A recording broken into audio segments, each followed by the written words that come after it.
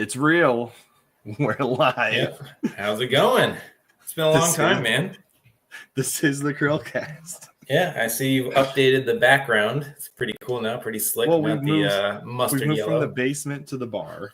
So yeah, which is the transition, right? We finally that's where we need to go. That's where Mom's basement, and now we're just drinking alone. Oh shoot! I should have grabbed a beer for this. What was I thinking? I got a drink. I'm doing pretty good. I should have. Maybe I will just ditch you for a minute, grab a drink, and come back. Maybe. There's this one conversation, right, we might need it. There's one right there. I should just one. Yeah, exactly. You should. We should test out some of these new features. We have 3 people watching. What the heck? Who's watching? 3 of them are you. 3 of them are me. Gosh, if only. I wish nobody was watching this. What are you guys here for? Really? I mean, you just want to be like, I'm here for that beautiful face. Whoa, I am actually on here beanie. Apparently. I am apparently watching this because I just heard the sound coming out. Oh my phone. goodness, there you go. But all our fans all along. You just been. But it's not. There's no video. Whatever. Okay. We are going to be debating aliens. I am taking the position that Will is an alien. No. Hey, maybe it would explain some things. Why do weird things come out of my fingers? Exactly. I have this tentacle I haven't been able to explain. I don't even know what it's used for. Yeah. No, I can stick to walls with it, like Octopus Man. That would be the most useless superpower. Totally random, but where I live, there's a local Spider-Man for real. There's this guy who dresses up as Spider-Man and helps out. That's interesting. It's great. It's super nice.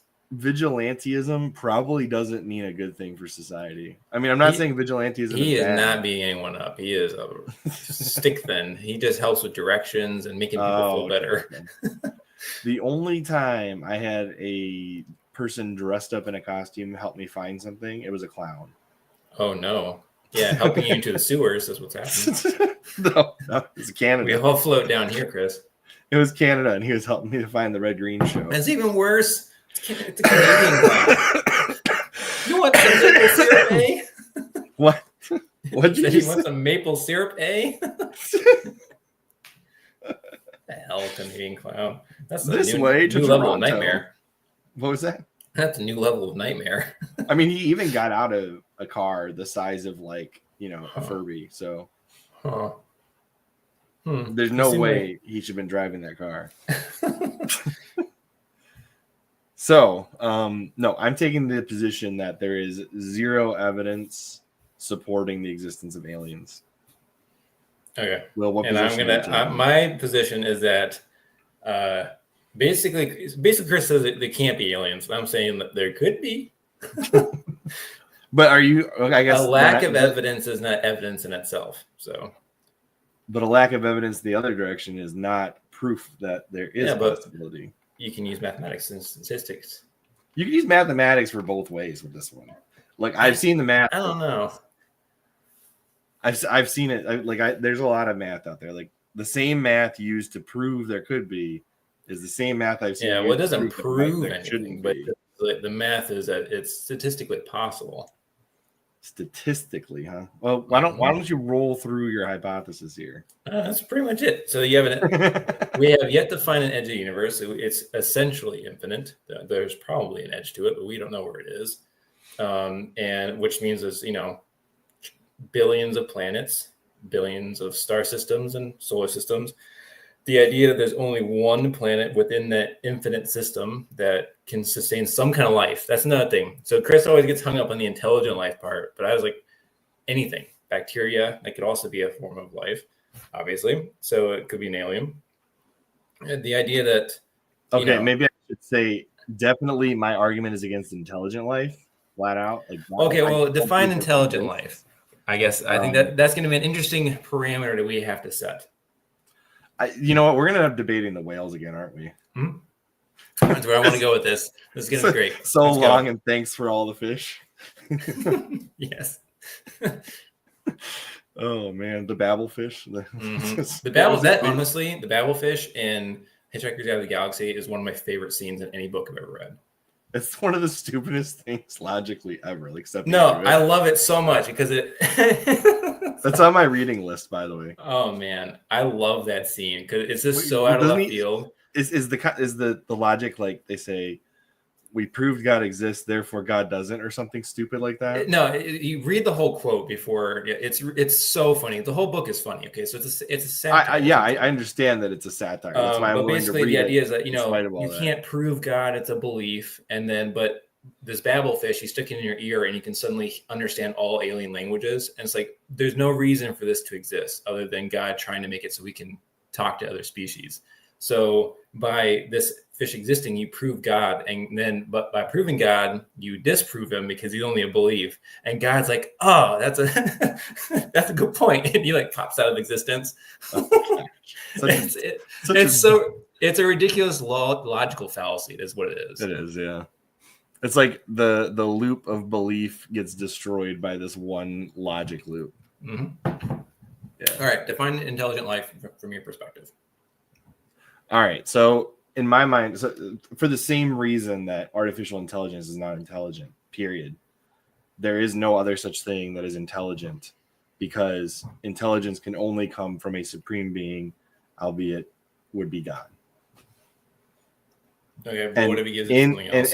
And the only other thing, in at least as far as I'm aware of, that has somewhat intelligence does not have physical form, and that would be your angels and demons. Okay, so what do you define as intelligence? So say it's being given to you by a supreme being. What makes us different from a dog? Well, for one, it starts off with being made in the same image as the supreme being, so they're set apart, set aside. So you can only have intelligence if you're cast in the image. That's the way it rolls in the Bible. So I mean, when you look at every other animal, does anything else contemplate with effective communication its own existence? Yes. Prove it. Well, whales have names for each other. I mean, how else would you define that? What are you asking? I'm confused now. So I guess, like, how do you define your own existence? So I mean, this is a very complex topic. We're not going to be able to solve this in this podcast because humans can't define our own intelligence. So it's one of those logical things. How do you actually do it? But what I'm saying is no created thing. Defining your own existence is acknowledging that you exist. So like a way that we have shown this with babies is at the moment they can actually realize there's a dot on their forehead versus a dot, like they'll see themselves in the mirror reflected. They start to recognize their own existence. Yeah, they look at it and they touch their foreheads. The thing is, lots of animals do that too. So that means but that's not what I would define as they recognize that they exist and that they're separate from the reflective image.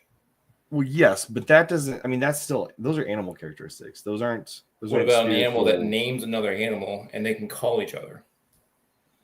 I don't think specifically just that, like, because you have animal calls, right? I know, but an actual name. So think about, like, again, like I call you Chris, you know that is you, and then you respond to it. If you call me Will, I know that is me, and I respond to it. There are some animals that do this. We know this. I mean, you can name a dog, and a dog will respond to its name. Yeah, but they will create the name. So I'm trying to make that difference. I still don't think that on its own would be enough. Well, okay. What about actual speech patterns then, where they construct entire sentences? And we know there are sentences because we can replay them and get them to repeat the action. Yeah, but I mean, so there's a reason why the human on Earth is the alpha predator. That's because we are created to be that. I'm not saying that humans are. Well, obviously, we're a little bit different because we've taken over the entire planet. There's something pretty unique about our body plan. We have thumbs that really help, massive brains, and just the way that we can use it, and we can use it to interact with the world in a way that's different from everything else. Yeah. So, but there are animals certainly that have intelligence. Maybe not to the level you want to put them on, but they certainly show intelligence. I mean, even if you just start with the story of the Garden of Eden, you have a serpent that has more intelligence than the average human does, but that serpent most likely is possessed by a different spirit. That's a totally different thing. But I mean, it's not like you can't have some creatures having intelligence. It just they would not have the intelligence same as a human. Yeah, well, I'm not necessarily arguing that we're going to process information the same. We can't. They're different, completely different body plans. We can agree on that. So the way they process information, the way they're going to express that, is just like how cultures and languages with humans define how we experience the world. Some cultures only don't have words for certain things, so they can't actually experience that the same way that an American can. For a long time, humans didn't have words for blue because it's such an unusual color to find in nature. So like there was no way of defining it. When they first experienced it, there was no way of defining that. So until, whoever came up with that word in certain cultures, they were able to experience the world in a completely different way. Same thing for like, a whale or the concept of zero gets added on. Yeah, exactly. So whale or dolphin show signs of intelligence. They're not going to process the world the same way, but we can still recognize that they have level of intelligence. They problem solve independently of us teaching them. They have full sentences and they can communicate with each other with words. And they also name objects, which I think is also super fascinating. So they will independently name something. We can actually play back a sentence with that new word in it because they named it in real time, something they've never seen before. And they can actually, to another dolphin, they'll explain this and they'll go get that item. So a way that we've shown this is like bags of tools and like random objects and things like that. Things that they've never seen, we'll show it to them. They name it. We play that back to another dolphin after they've been in the general pool together for a while. Play to another dolphin. That dolphin will go get that tool because it has learned from its mate what that is and like the name for it. So again, that shows some intelligence. They're obviously not processing the same thing. They're in the water. They live their whole life in the water. That's not what a human's going to experience. I just think that whales and sharks are God's way of saying to stay out of the water. I'm just kidding. Hey, I mean, Jonah definitely experienced that, right? Right. I mean, and actually, it's funny you say that because the story of Jonah, I guess the word used in like the whale. It's not specifically a whale, so it's like who knows what the heck they're talking about. Well, Leviathan, right? I mean, how else are you going to get swallowed? Oh, you know what book you would really enjoy? It's a book called Whale Fall. Yeah. Okay. What is it? So it's essentially like a modern retelling of Jonah. So this dude gets eaten by like a whale. Like a sci-fi kind of thing or something. No, it's scientifically accurate. So this guy actually it's essentially like if you got swallowed by a whale, a sperm whale specifically. Like, how would this actually work? What would it like? Could you actually fit into its throat? Could you what would happen when you got onto its stomach? And then he also wrestles with his relationship with his father, which is, it's not like God the Father, but he is wrestling. It's a similar concept. So it's very good. So does it like go through the aspects of what the stomach does to him? Yes, he gets messed up. He gets like partially dissolved, and there's like multiple chambers and stuff. But I'm not gonna ruin it for you, but I really enjoyed it. The only book I've read that has any comparison to what you just said is The Meg. Believe it or not. Yeah, I know you like this. Yeah. Do you know what happens in The Meg? Like, because in I've the movie, seen the movie. No, the movie's wrong. Okay. So the part where he turns his ship sideways and like just rips that megalodon apart with the fin, that doesn't happen. No. What happens is to prevent somebody else from getting eaten, he just rams his ship into the mouth of the Meg and drives it into the stomach. Oh my god. Because he knows that the inner liner of the Meg's stomach is weak and he can crawl through the layers of the Meg to get to the heart and stab it. See, that's unbelievable. Okay, that's aliens are way more believable than that. Okay, but it was such an interesting thing because like you're crawling through the anatomy of the megalodon, and I'm just like, whoa, this is something else, So anyway, right. But back to the intelligence thing. So I think that we can probably agree on that. There are levels of intelligence. Oh yeah, animals definitely. I'm not saying they're like processing exactly like people. That they can't. They're not people. So yeah, there's tons of animals. I know I listed like whales and dolphins. But I mean, I would argue crows that are super smart. whales. I would argue that whales and other more intelligent animals are more intelligent than AI. Yeah, I would say at this moment for sure. I would say at any moment in the future or history, AI will never be as Yeah, well, it intelligent. just depends on how you want to define it, because you can say that the human mind is a slave to hormones and how how those hormones are interacting with the environment at any given time. So there's always a scientific debate of, does free will actually exist, or is it just like a bunch of chemical reactions that are happening in your brain? That is what I would argue is the defining characteristic of sentience would be free will. Yeah, but again, that's another thing. How do you define that? Well, so I've thought about this a lot because I've taken on the fasting and denying the body what it wants and those kinds of things, and I think that is the purest definition of free will, is rejecting that which the body wants. Because if you can find that parallel again in animals, so that they will do this to a degree. I mean, but generally speaking, animals don't try to do this. I mean, humans don't either. So it's like, do I no longer have free will if I don't deny myself? If I am a self-indulgent human being, am I no longer intelligent? I mean, I'm being kind of stupid by doing that, but you don't understand. What I mean by that is, you're either a slave to your biological necessities, or you're not. If your heart stopped beating, would you die? Well, yes, but that's different. So you're a slave to biological necessities. what I mean by that is the things that are within the control. I can purposely kill myself. Is that what you're trying to say? No, don't be Seneca. Just you're saying, like, I can. What I'm I saying is like that. there is a level of freedom associated with denying the body the things that it wants. Now, there's a point of moderation with that too. Like, you're not just gonna go and starve yourself to death, because that's not helpful to anybody. But to offer up fasting for something else, well, that's powerful. What about dogs? I mean, think about how many times. Think about how many times a movement has put somebody into a jail cell. What is the first thing that any good leader has done? They starve themselves because it gets results. Because human beings are inherently compassionate, so they take pity on the prisoner.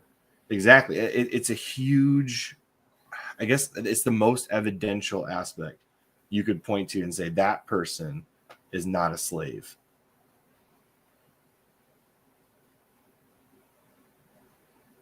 I don't know. I'm trying to think through your logic here.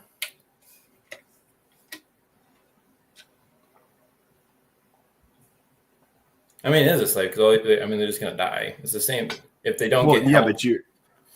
But you're not allowing somebody to control you with the biological necessities. Again, I'm going to be a pain in the ass. We see this in animals all the time that we cage, that they refuse to eat. I mean, eventually an animal will. Die. No, like a lot of times they do just die. Like this happens in zoos all the time. That's why a lot of zoos can't have all animals, because they're only good at some places, because for whatever reason that latitude makes them happy. Well, I mean, the creatures were designed to be able to live in specific environments, and when you take them out of those specific environments, no matter how hard you try, you can't exactly mimic what it had in the wild. But we have great success in some things, so it is. I mean, you do. I'm not saying that in all cases. I'm just saying like, obviously, a creature is designed in a way such that it lives in the environment it lives in, and some animals can be transported from, like rats can live everywhere. It seems like rats are disgusting, but they can live. And also very smart. They are. The little bastards have gotten to the point where they'll set traps purposely to get cheese, because we killed all the ones that would set the trap. Isn't that crazy? But like, again, it is. A lot of these intelligence studies we do on rodents, and they show the ability to think. Again, it's not the same as a human, because they're not humans. No, it's not. I mean, they can't think as many possibilities as like we can. I guess the other aspect is like the reason why AI will never be as intelligent as humanity It boils down to one thing that I firmly believe is that something that is at a certain level of intelligence cannot design something that is more intelligent than the thing that created it. I will say one thing that we today would probably look at a person that lived in, say, like, the year 1000 as pretty damn stupid and pretty primitive. I disagree entirely about that, actually. No, the average person, not a stonemason. I'm sure you're thinking about someone building a temple. I'm talking about the average person who's just working in the field. The reason why I say this is because they would never be able to imagine the shit that we have now. They would not. The majority of the world at that time would not have been able to imagine running water. None of them would be able to imagine electricity. But they can farm. They can build things. Ants we could do those things. Ants but literally the bulk of us farm don't fungus, know how man. to do that. But the bulk of us don't know how to do the things they did back then. Yeah, they would look if I was suddenly transported from right now to then, would I have the skills necessary to survive? The bulk of them didn't farm either. Most of them lived in the cities at the time. Okay, I'm just saying, like, in general, the society functioned differently. But you can conceive of that, is my point, Chris. I'm not saying that you're capable of doing it. I'm not capable of doing a lot of things, but I can conceive of the possibility. Yeah, but people can't figure out how the reason why I'm bringing this up, because you said that a mouse cannot conceive of all the realities that a human can. It hasn't been exposed to it. Fair. Okay, that's a fair point. We stand on, the line of standing on the shoulder of giants. We stand on the accumulation of human knowledge. So our brains are well past what or the possibilities are well past what they used to be. So it's hard to, if you look back again, it's a linear progression, actually exponential in some cases. If we're looking at animals that are just now becoming capable of doing these things, it's not necessarily the same. It's not going to be the same playing field as what humans are now. And to your point, I mean, we may have had some pretty great help in this matter. Yeah. I think we agree that there was some help in some of these. Yes, but again, just the idea that no other animal is intelligent. I don't agree with that. There's definitely levels of intelligence. I think it comes how you. Well, I mean, you've got flies. Like, of course, a fly does not have the intelligence of a rat or a raccoon. It doesn't need to. Or it needs the intelligence to live within the realm that it has been designed to live within. Yeah. But rats are long-lived and they have to problem solve. So, and the thing is, most predators are also very smart because they have to problem solve constantly. Wait, they have to know to size up the opponent, decide if it's worth going after it. Yeah. And if it isn't, then they move. And then overcome all the sneaky little shit that the prey items are doing. Like with confusing stripes and spots and hiding in the grass, becoming camouflage, and knowing what's poisonous, what's not poisonous, being able to teach that to different generations. I mean, you see culture again in dolphins and whales. There's cultures that actually spring up across the world where like one pod of dolphins will find sponges, stick them on their nose, and then use that to sift through the sand so they don't scrape their nose. But that's only one pod to do it. Other ones won't do it because they haven't thought of it yet. But they show that there's also you can actually, like, when cultures collide, they will actually transfer knowledge. So there was these chimpanzees. One decided to start wearing jewelry. No shit. Would actually stick and weave grass in its ear. Totally random. It had no functional purpose. This one female started doing it. But suddenly, peacocking in nature, right? They want to stand out from the crowd. Yeah, I mean, that's exactly why humans do it. Wrapped it up.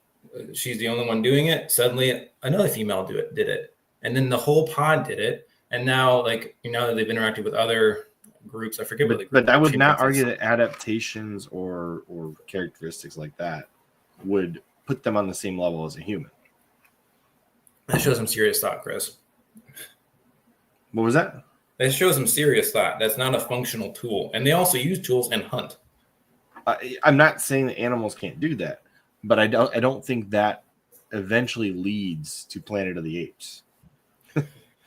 I mean, no, there's a couple of evolutionary leaps there that we would have to talk about. They don't have the throat architecture to speak like we do. So they wouldn't be able to talk like they do in the movies. Right. Can they communicate in some ways? Yeah, but it's gonna be like nonsensical to us. Well, I mean, any other version of sound created by an animal is not Here, going to be. do you want to go down a really weird rabbit hole with this? What are we going All with right, this? look up Oliver the chimp. Oliver the chimp. This again. Let me make sure. This is really not about aliens anymore. No, but this is good stuff. The thumbnail I created earlier will have the nothing black to do and white photo. The Do you see this thing? Photo? What the heck? Yeah. Okay. So there's a lot of speculation of what the hell this thing is, and there's some speculation that is a horrible science project. If you catch my drift.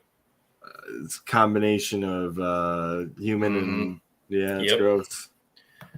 So if you look into this a little bit more, one, he looks like a mix, but two, he acted weird. So he would refuse to walk on all fours. He always walked upright. He would smoke, which you can teach chimps to do this, but he refused to integrate with other chimpanzees, and he was only attracted to human females. Weird. It's super weird. And this wasn't like a World War II experiment, was it? I think that's the timeline. 57, I guess. Yep. Human Z. Really weird. Yep. Anyway, I digress. We gotta go into this now. Yeah, well, Oliver was acquired. The thing is, I'm sure that some kind of scientist has tried this, and I feel like honestly the genetics are pretty close. I feel like you probably could get this to work. Wait, what? Not that you definitely don't want to, because there's what that is. Well, think about it. If it a mixture, I mean, it's going to be a random combination, so you can't really predict what that's going to be like. But think of it, it's a chimpanzee inside of a human body. Disaster. But think about it, if it's a human's mind instead of a chimpanzee's body. Equally a disaster. That would be horrible. What a torture that would be. Yeah. You're saying, I mean, really, I think this is, putting a brain inside a robot, you would never, ever know what that's going to be like until it happens. It would be horrendous. I mean, there's a lot of sci-fi movies that I really like, those ones that are like, what defines a human, blah, blah, blah. But there's some where they do that, and it's just pain for the person, because like it's not where you're supposed to be. Right, exactly. And then the question is, like, do the brain and the soul, are they fused? Yeah. So I watched this movie recently. It's a terrible movie. I do not recommend it. I want to make that clear, because it's a very interesting concept, but it was a horrible movie. Mickey 17.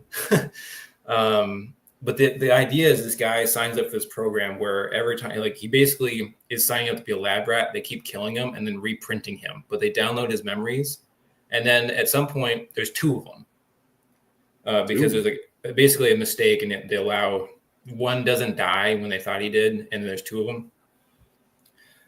What they should have done with that movie is gone down the path. It was like, okay, so what does this mean? Like, is it like half a soul each? Does only one have a soul? Do they neither have a soul because the original died so long ago? So it would have been such an interesting concept to go down that route.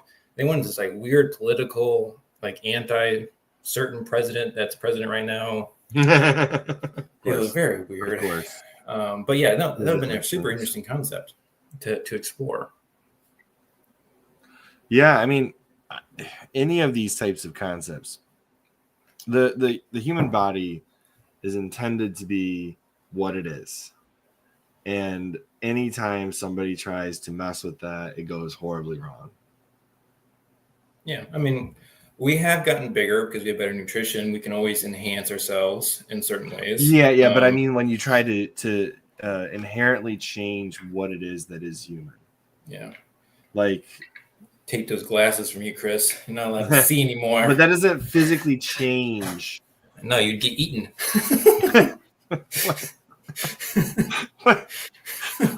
What? What are you? We wouldn't be able to see attacking. Will wants to eat me. He's like get in my belly from what is that?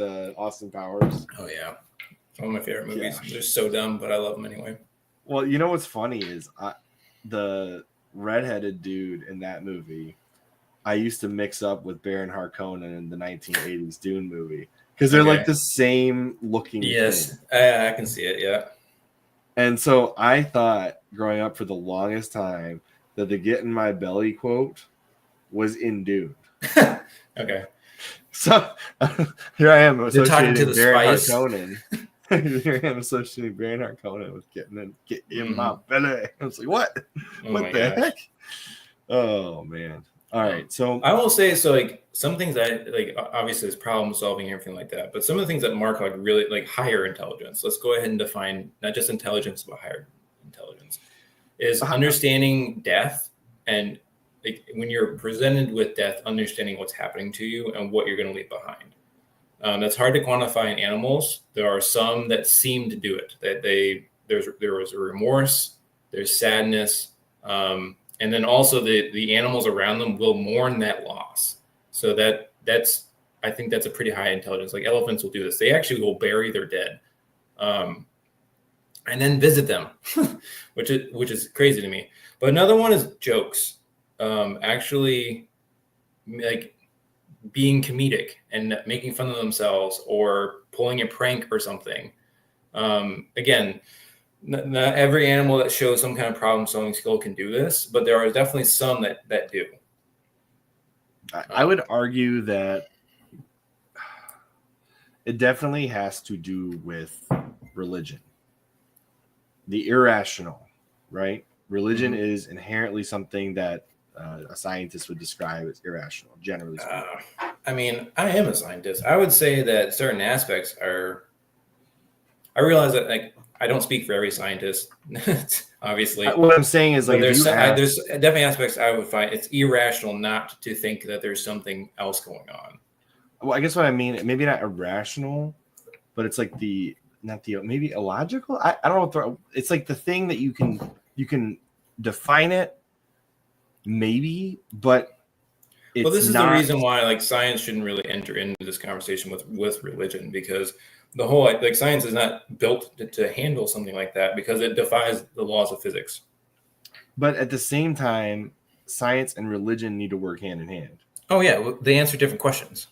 Right. Well, kind of, depending on how you look at it. I think science should be pursued for the sake of religion. Sure. I think science answers with respect to religion. I think science answers how, religion answers why. Those two fundamentally different questions. Right, but when you ask how without knowing why, you end up with some pretty strange things. Like also the why without trying to explore the how. I mean, I think like science and math gets you closer to God. I mean, I'll just lay that out. Oh, I don't disagree with that. I don't disagree with that either. In fact, I think science with the absence of faith has actually led to some of the most horrific catastrophes ever. Yeah, I mean, again, that's when science starts to try to answer its own question of why, because it's like, well, human beings are the ultimate creature, which is why I argue with you on this so much, because I think we're arguing kind of the same thing from different sides of the coin. I don't like to fully lean into that humans are so superior, because you get to these crazy maniacal people. It's like, well, because we're so superior, I'm actually the most superior of the superior beings, and I'm okay with doing these horrible experiments on other people or on animals or whatever. Oh yeah, because you get like the horrible dog experiments where they well, it's because then you become your own god. Dog's heads with freaking these nasty desert fleas and just let them eat. And I'm like, what the heck is wrong with you? I don't know what the hell what problem are you solving? It doesn't matter. Nothing. There is no problem being solved. No. You're just killing for the sake of the experiment. Yeah, that's always the beagles are what you're talking about. Yeah, that's always. I mean, we do that shit to mice and rats all the time. We butcher the shit out of those things. Yeah, but there's always a scientific aim that makes sense. Well, the thing is, what's crazy about that is the number of hoops you have to go through for any kind of experiment on an animal with a vertebra, that's actually where the essentially where the documentation happens. Which is why there's a lot of experiments with insects, because it doesn't have a vertebrae, so it doesn't matter. They don't really care that much about it. You have to be somewhat humane to them. But at the end of the day, you want to know how we kill them? We put them into ethanol and we shake it up and they drown, or they basically That's terrible. Become poisoned. That's how you kill most insects for experiments, or CO2 poisoning. With rats and mice and bunnies and dogs and monkeys and apes, you have to go through a ton of regulation. There's a lot of red tape. So my point is, someone approved that experiment. I know it was ethical. And in the United States, no less, which we're supposed to have a higher standard where we're not torturing animals like that, especially because they feel pain. That's another thing. It's like even insects, like you can see that they don't like that, but it's really apparent with mammals. So like with mice, they know when they're dying in some cases.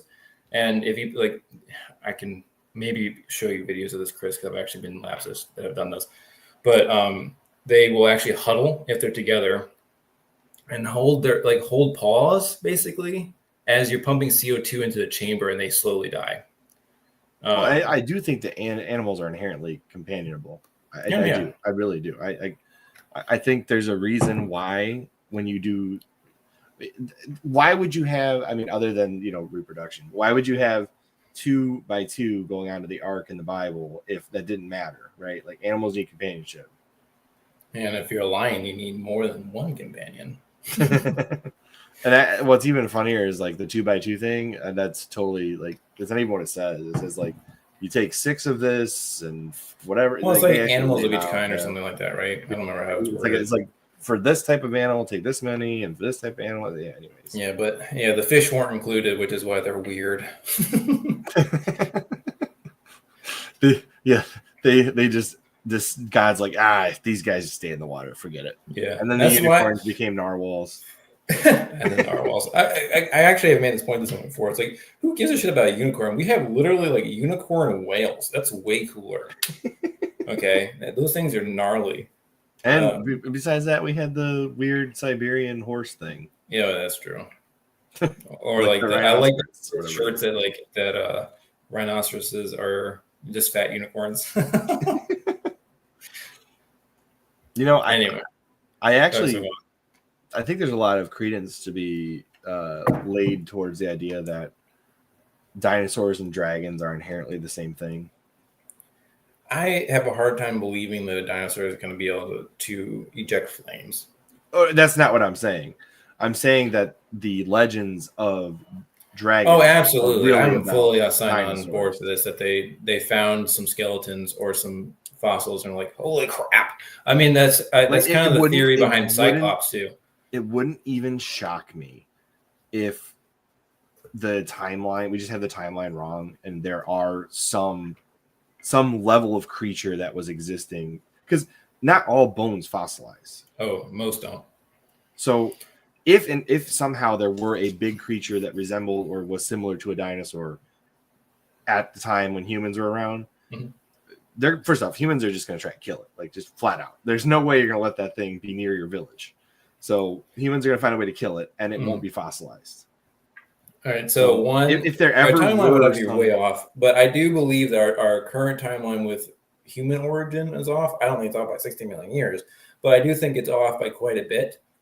They do keep pushing that back further and further because they keep finding more settlements, and then or more bones, and they're like, "Holy crap! There's a cave painting that's instead of like the 100,000 years, which was the previous furthest estimate, it's already to 300,000 years." But they just found another, like I think it was in Morocco, that puts it to 350. I'm telling you, it's going to keep going back and back. I just flat out don't believe scientists have a firm grasp on timelines. Just flat out. So I'm not saying that the Protestant young creationist 6,000 years is accurate. That's not what I'm saying. But every time I see carbon dating brought up, and then I look into all of the issues with it, it just makes me less and less believe. Yeah, the thing is with the carbon dating, that would actually be super accurate for up to 10,000 years, Chris. So we know that the Earth's older than that. What I'm saying is that like I just said, I just literally got done saying. I know. I'm just not saying, like, saying that. but the thing But is, I don't agree. I don't what you miss is believe that carbon it dating. is inaccurate past that point, which is why they use different isotopes. Right. And what I'm saying as far as that goes is the carbon dating doesn't it, like generally speaking, the carbon dating, they take a rock that they believe to be the same age and then compare those two rocks. Yeah, you have to understand that fossils are in the rock. So I understand that. I'm not. Yeah. Not so there is some there is some error there. But it's the idea is, big. well, no, the thing is, what you're missing is these fossils are found in multiple points, and the areas all agree with each other. You're talking about the layers, the sediment layers. Well, I mean, you're talking about the rocks. That's what I'm talking about. It's like, and I've heard a lot of alternate theories about those to the point where I'm like, I'm not saying one's correct and one's not. I'm saying it's not an exact science, which is why they always give a range of years, but it's not like there are two kinds of science. There is the science which you can go and find evidence for and prove. That's one type of science. The other type of science is all theoretical. And that's when you're trying to say this happened at this time in the past. You cannot accurately say with evidence this absolutely happened at this time. Well, I mean, there's a lot of evidence for this. You're just dismissing it as saying I'm not dismissing anything. I'm telling you that when you try to prove something that happened and you don't have any way to observe it, it's unobservable.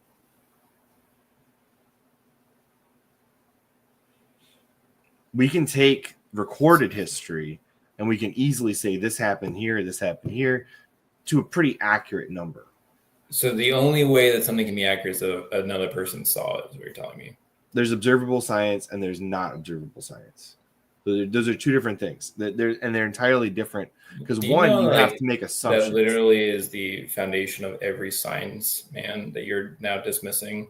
That's a really slippery slope. That most of physics we can't see, most of biochemistry we can't see, most of biology we can't see. Let me rephrase astrophysics we can't see. Let me rephrase that because I being somebody who studied electrical engineering, I know what you're talking about. What I'm saying is there is a way to measure things that you can set up an experiment for and do, and there are things you cannot measure, in which case you have to take into account assumptions and current evidence to look at the past using. You know how they did the isotopes, right? They observed that in real time and then just extrapolate back. But you also can't. So there's a lot of different environmental factors involved in that have changed. That also leave tracers that they can observe. They can. They don't always do that. What I'm saying is you can't just automatically assume that you're correct. They don't. They go back and forth on it all the time. When they publish the first date, it's always refuted. Look at this. We got somebody coming into the chat from forever ago. What's up? You just stumbled into Will and I debating whether science even makes sense. Chris is like, you're going down an interesting. I'm not saying you're completely wrong, Chris. It's just like what you're going down this path is like literally the foundation of every science. Ultimately, we can't see it. But the thing is, throughout the church's history, because I subscribe to the Catholic Church, I'm part of that. I believe in everything visible and invisible, Chris. So what I am saying is, I think the church has always promoted science. So like, I'm not anti-science. That's not what I'm saying. I'm saying that there are. Yeah, I titled into exactly my kind of conversation. That's what our guest is saying. Here you go, Will. Yep. So what I'm trying to say is that there is science which can be experimented on, and that's what's happening now, and things that have been documented in the past. And then there is science where you have to provide assumptions and conjecture in order to receive something that resembles a proven hypothesis. That's all science. What are you talking about, man? There's objective and subjective science. And I would place based carbon off of this dating assumption that you're making in a subjective place. I mean, the only way you're going to I don't trust carbon dating at all. Objective is math, but that's all what that's based off is math. And math, we make it up, man. I do not trust carbon dating, flat out. All right. So the thing is, I know where you're coming from. Is this carbon dating is not accurate past a certain time point, and I completely agree with you, which is why they don't use it past a certain time point. Now, I would also say that there's no way to prove how many years have occurred, period. No one can tell you the universe is this age.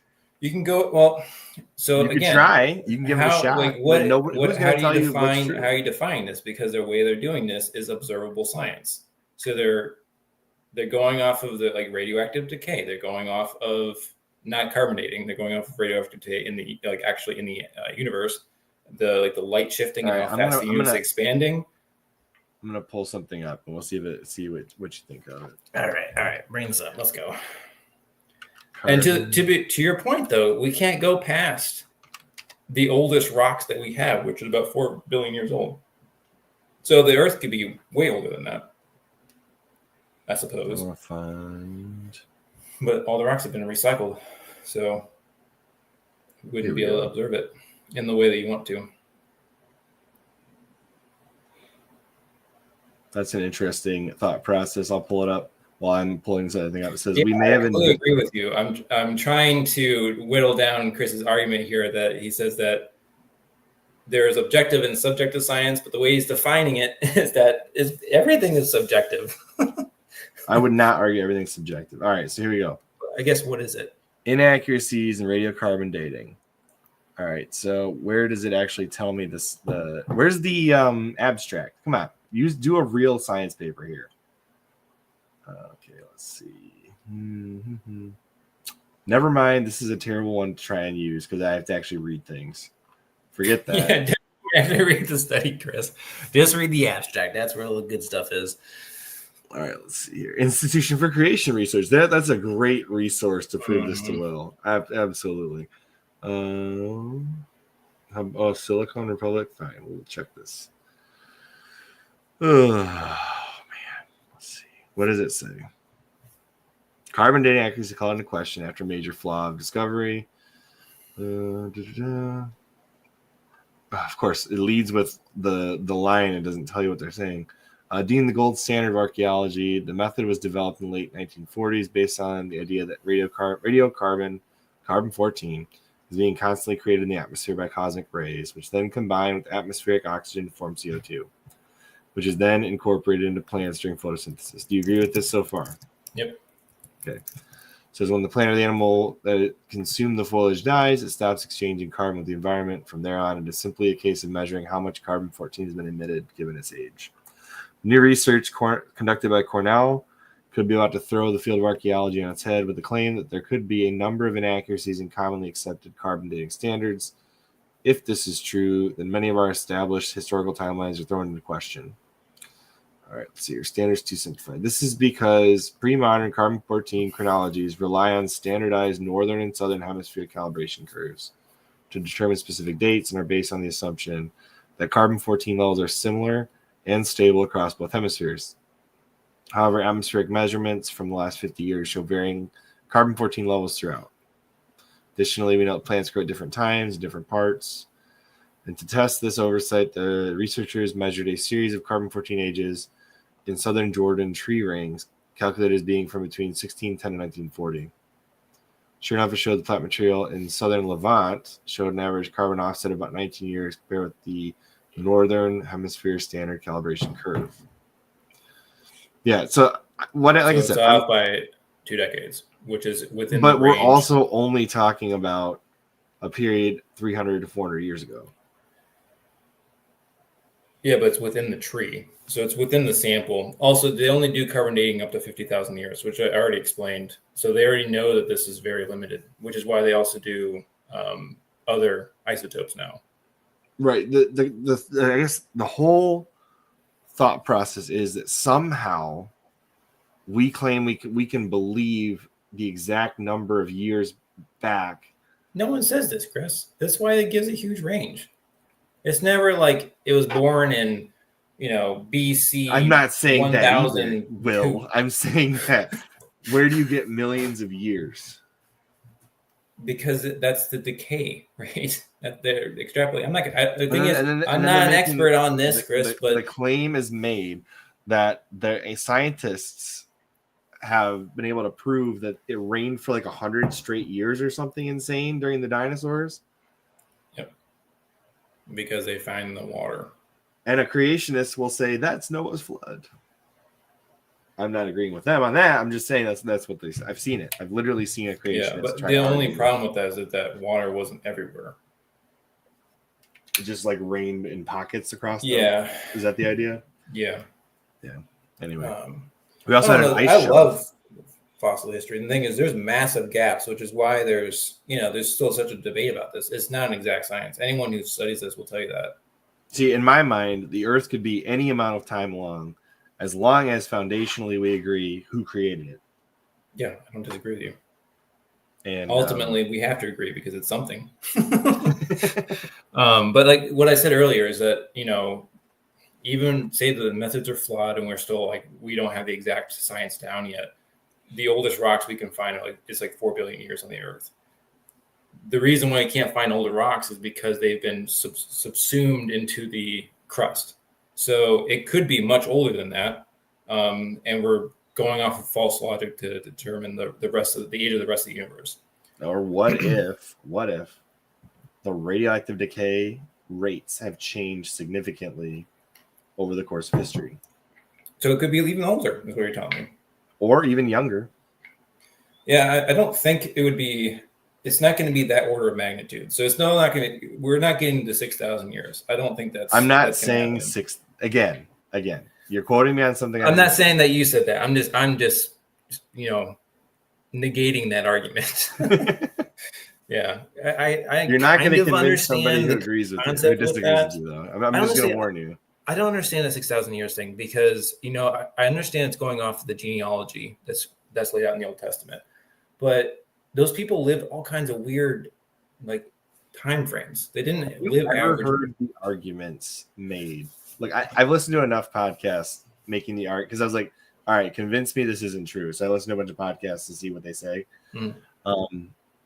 There's a whole conversation to be had about the idea that there was like water in the heavens or something because they're like the firmament above and the firmament is like, okay, this is interesting.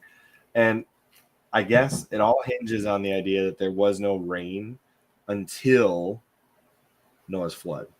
So like there's like a suspension I'm just relaying what I've heard. There's like a suspension of water that it must have been a really thick ozone layer for this to work. But there's like a suspension of water in the sky. And then when Noah's rain happens, the atmosphere entirely changes to allow for rain to come through and land, like create the floods. The thing is, like, it would not be hospitable to humans at that point because there's no water. But it says there's water on both, like above and below. Well, I mean, I was going to try to argue this point that it is possible that the water was all in the atmosphere. But the thing is, that is exactly how scientists say that the Earth was formed. Is that a lot of the water was in the atmosphere at first, however it got there, that's still debated. But because the Earth was so freaking hot, so it didn't start to rain until it cooled down. And so essentially everything was steam. The other discussion that I've heard, and this is a much more interesting discussion, is due to atmospheric changes, because like what it was like as a hyperbaric or hyperbolic, that if you go into that chamber, it like kind of makes your body different. I think it's hyperbaric, but now you said both of them; they both sound right to me. Either way, there's a type of atmospheric condition that if you put your body in it, your body operates at a much higher level, much better level. Like that you could literally live longer if you operated in that type of atmosphere. And so base hyperbaric. So how would they know this, Chris? Have they put someone in it that whole time? What I'm saying is like the theory is that would be the case. Oh, that's not provable science. I'm just explaining to you what I'm hearing. Okay. Yep. So suspend your disbelief for a minute. It's also a hypothesis. Let's go ahead and start defining these. Suspend your snark. People like Joe Rogan use these, I guess. I don't know. I would be willing to try it. I don't know what it's like, but I mean, I guess it makes some sense. Maybe So like if the What makes atmosphere it so were more hospitable, people would live longer. That's the idea. I mean, oxygen tries to kill you. So, Well, I didn't say it was oxygen based. It was pressure based. I don't know, but so if we can figure out a way of still getting oxygen without actually having oxygen, we would also live longer because oxygen is slowly killing you. How would you live without oxygen? That's the joke. It's like we need it, but it is killing us. I mean, at one point in time, people thought if they drank or siphoned off the blood of a younger person, they could live longer. So people are stupid. So here's some ridiculous. Lewis and Clark, love these guys. Okay, I love the Western expansion, blah, blah, blah. But they thought that, so they basically were just eating meat that entire trip, super constipated. They thought if they injected, they either drank it or they injected it up their butt, mercury, it would cause them to poop. And you can actually still follow their trail all the way to Oregon because they were left doing that mercury the whole deposits. way. Oh no! Oh no! Oh, man, I can't believe they did that. Yeah, they also thought that mercury was a cure for syphilis, and I'm trying to think. A lot of people thought that. That was a French. It was Blackbird that stormed somewhere. Instead of stealing the gold, he actually stole the mercury because he had syphilis. But where the heck did he attack now? I just found out that powdered wigs were used as a thing to cover up syphilis. Cover up syphilis, yep. That's what it's for. What the heck? Oh, yeah. Man. And like there was the whole construction of hair where like these regal women were like, yeah, look at this. And they deal with like a castle. Humans are weird, man. Peacocking. Yeah. So I guess this just brings back aliens don't exist. Oh, here, I have a question for you, Chris. While we're on this topic. Yeah. Do you think that we went to the moon? I question it. I'm not saying I disbelieve it, but I question it. Okay. All right. I would say I have the same opinion across the board on a lot of these things. Okay. That in my mind, there's no way to like certainly prove them. Like the timeline. Nobody knows exactly how long the timeline is. There's a lot of guesses. Some people have some weird ones, and some people have some ones that I give some credence to. Mm-hmm.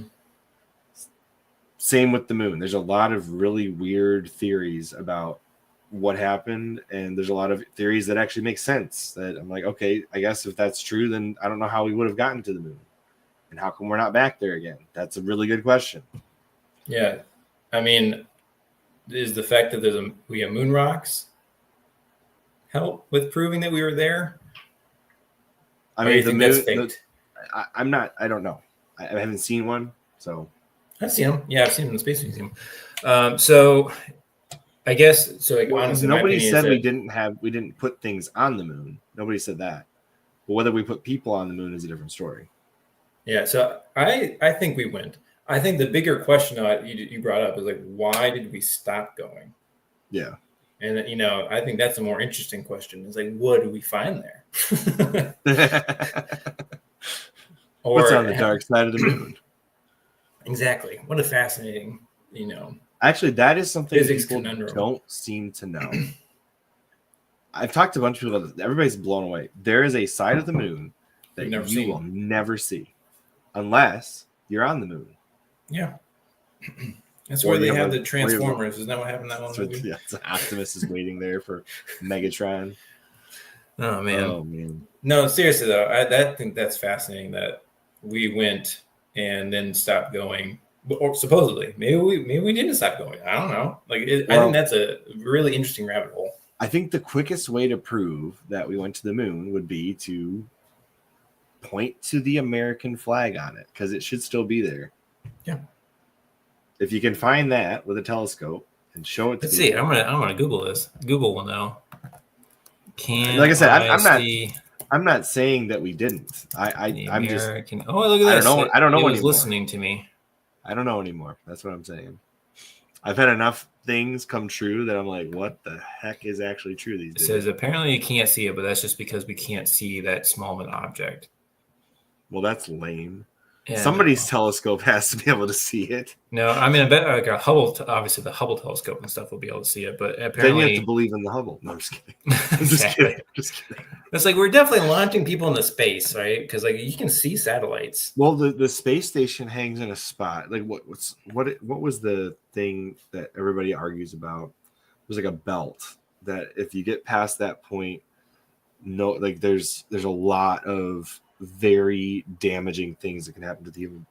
Well, they're body. probably discussing like the International Space Station is still technically within the gravitational pull. That's probably so like it hasn't completely broken the orbit. I mean, that's what they're talking about. But there's like a specific. I can't think of what it starts with, like an A. What is that called? The asteroid belt. No. I mean, it kind of is the asteroid belt, but it's got a name for it. And the theory that the moon deniers, if you want to call them that. Yeah, you got to start saying hypothesis. You're gonna kill me. The hypothesis that the moon landing deniers claim is that no one could survive leaving that part of like the. Are these people also flat earthers? Because that's another one that always interests me. But they could be hollow earthers. No, I'm just kidding. Sure. I mean, they've found pockets of like hollow areas in water. I can empathize with somebody who says the moon landings aren't real. I can empathize with that. I can't empathize with somebody who says the Earth's flat, or that the Earth's hollow. Yeah. I mean, technically there is a core and it's very hot, but yeah, well, it's like, again, Chris, we can't see that. Is that real? There is evidence that can be proven. No, stop. I think I proved my point. There's evidence with core drilling. You get to a point where it gets hotter and hotter, and it's very clear. But it could cool down at some point. It could. I'm not saying it doesn't, but there's enough evidence in my mind that if you drill far enough, you'll get to China. That's all I know. If you drill far enough, you'll find the bottom of the world where it's flat. No. Yeah, you'll find King Kong, and then it'll be great. What is so the moon landing thing, when you start looking into NASA's explanations for the moon landing and like why things are the way they are, it almost makes it more confusing. Have you ever done that? I have in the past, but not recently. So do you know what NASA says about why the television looks the way it does during the broadcast? What do you mean by the television? So people who are watching TV during the moon landings had the broadcast of Neil Armstrong walking on the moon, right? Mm-hmm. Have you ever heard NASA's explanation for why it looked so good when TV signals looked so bad at the time? No interference? Nope. What is it? So what they did was, because if you look up the footage that was being broadcast off the spaceship, it looks awful. What they did is they took, and this is probably what leads to all the speculation and conspiracy theories. They took the footage from their like test their missions on Earth. They took that footage and overlaid the broadcast over top of that, so it looked really nice on television. Oh, I'm gonna have to. It's like really. I can tell you that I don't think that they recorded that, and I don't think it's fake because Neil Armstrong screws up. That's not what I'm saying.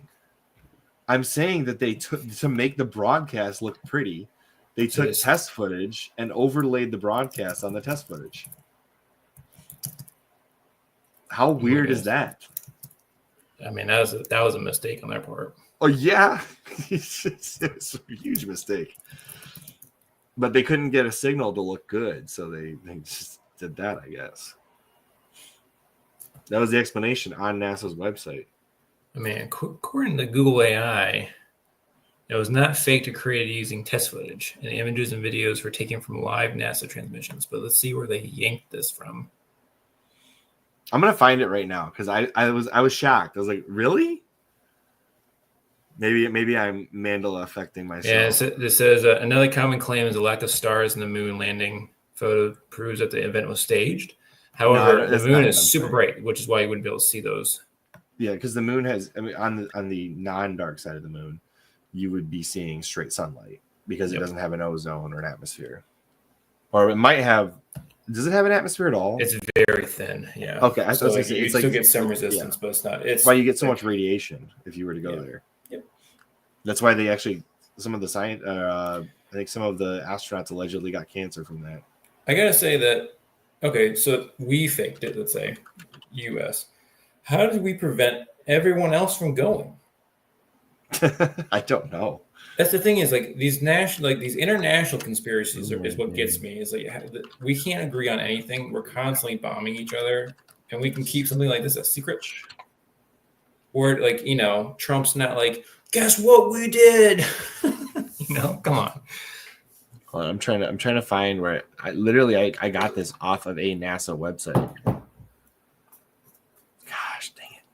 I wish I would have bookmarked this because I was so shocked. It's like, oh, well, that makes sense. Also, I mean, again, that means we would have to convince Russia to not. What I'm saying is that because the broadcasts were garbage, they just said, all right, well, we'll take that and we'll make it look pretty.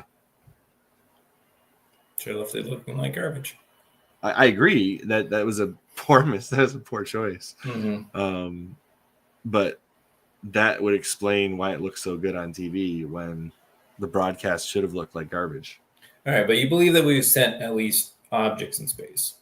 Oh yeah, no, I don't question that. So like the probe that it's like has left our solar system now. It's gotten pictures of all the outer planets. What is that? Voyager, I think it might be called. The most interesting pictures that, this is my personal opinion, was what the Russians got on Venus. That recently? No, this was like back in when we were landing on the moon. No. Yeah, I don't. Have you ever seen those pictures? I'm sure they got sound too. They got sound. Yeah, we have sound of all the planets. But Venus was mostly Soviets. Well, Venus is our sister planet. Yeah, it's just super hot, like 900 degrees. I don't know if it's hot. It's methane, so it's the very inhospitable. Unless you're playing Destiny, then you can land there. Man, I wish I could find this stupid. Maybe my phone will find it faster than my browser. Oh, my phone's dead. My phone won't find it. Nope. Okay, the moon. Okay, so now that we've gone down this crazy rabbit hole for defining intelligence, so we can discuss aliens. I think the best evidence that there is nothing else out there is we spent so much money on what is like called SETI, right? That was called SETI. Yeah, that sounds familiar. They turned it on, and there has never been any sound recorded in this entire since it's been on. Okay, anything. One. Space is freaking huge, man. You got to point it in the right direction. Two, what if they don't want to communicate with us and they don't communicate the way that we expect? Three, if they're not intelligent in the way that they're creating any kind of radio signal, they can exist without us picking it up that way. Four, again, what if they're just blocking their signals? That's definitely possible. Oh, they're too far away. But I disagree. That's human hubris that we could actually. Did you like what I just said? Say it again. So it's definitely possible, but I disagree. Yeah, it's one of those things that like I think it's interesting. This like you're definitely against it because you're not definitely against like an older Earth or anything like that. You're open to the possibility. I feel like you should just be open to the possibility. I'm not saying that definitely it's aliens, but statistically, it seems likely. Oh, I remember how I found the information. Is how did NASA broadcast the moon landing? That's how I found it. Let me find this. Where is it at? National Science. All right, here. From the moon to your living room. I think this is it. Okay. Let me see if I can find it. How did? Yeah. There was some effect that they used. I thought it was overlaid test footage, but maybe I'm misremembering. I might be mixing a conspiracy theory with what actually happened, but I know it was that was the worst, man. Preparing for the broadcast. Yep. Okay. Operating the lunar camera. Okay, whatever.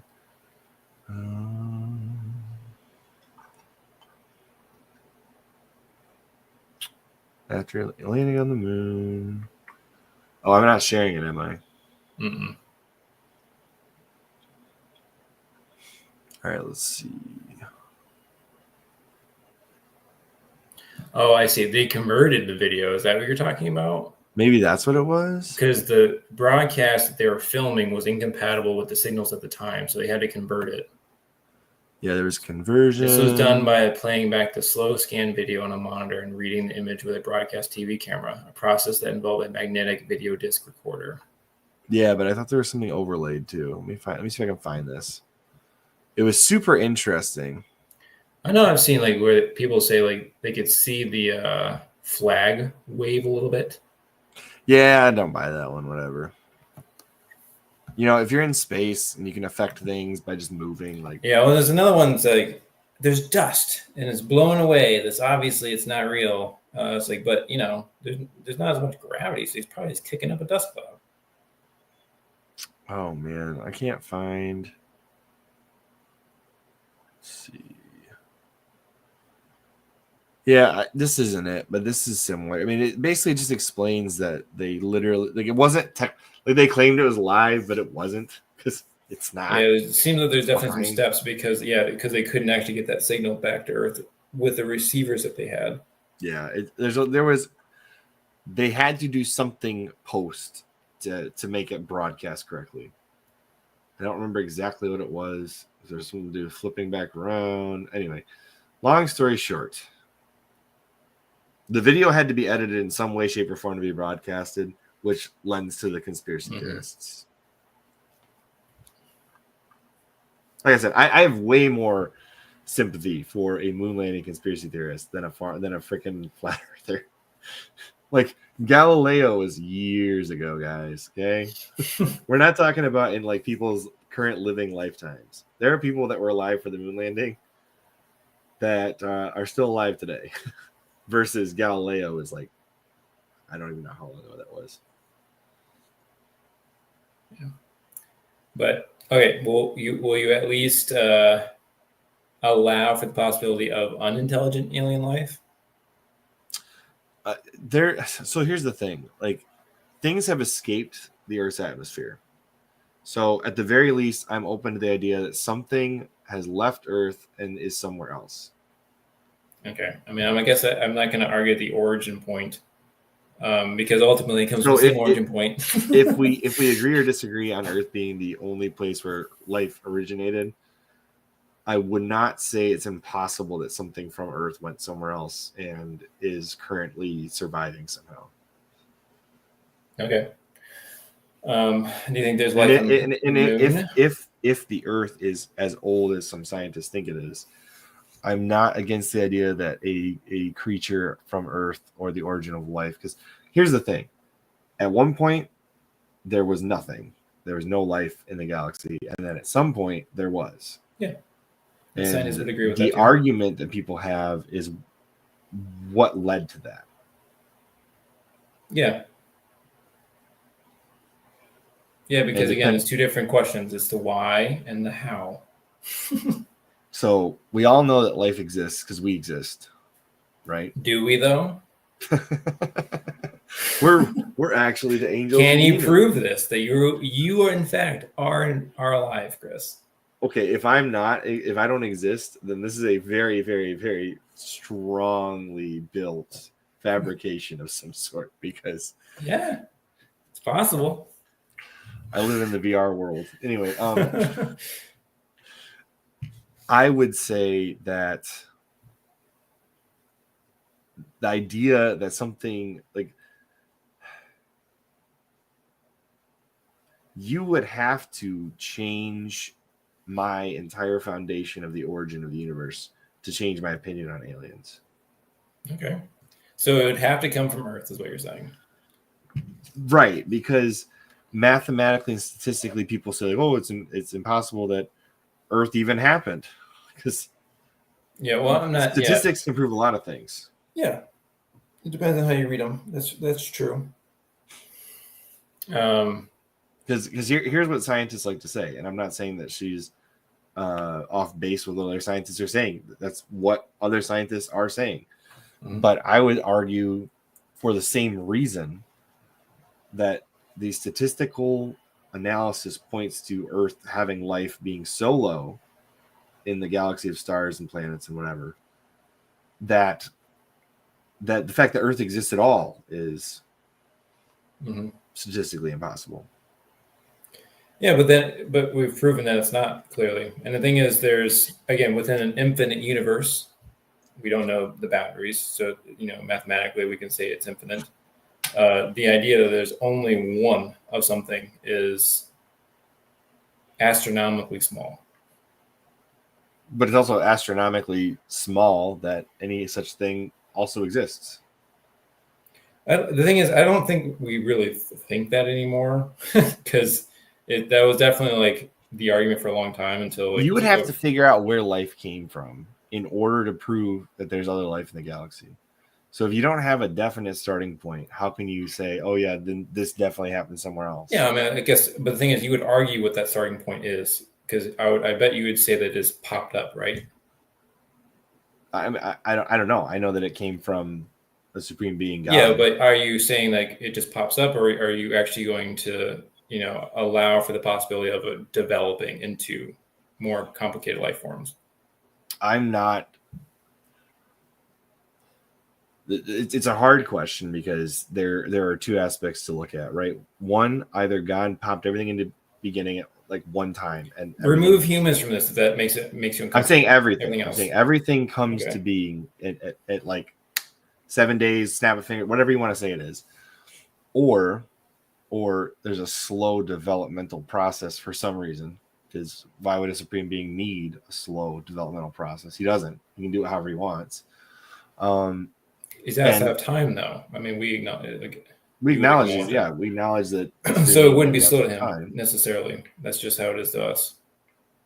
But then why would he say in 7 days, 70 weeks, whatever? Like the variability of time in the Bible. I mean, what is sense. Like? How would you communicate that to a person, especially when they have no realm of understanding? We started this conversation with defining that kind of thing, that they would have no understanding of what. I mean, there's a reason why they keep saying 40 and 77 and those kinds of numbers. Those numbers don't mean those, with a couple of exceptions. We can talk about that later.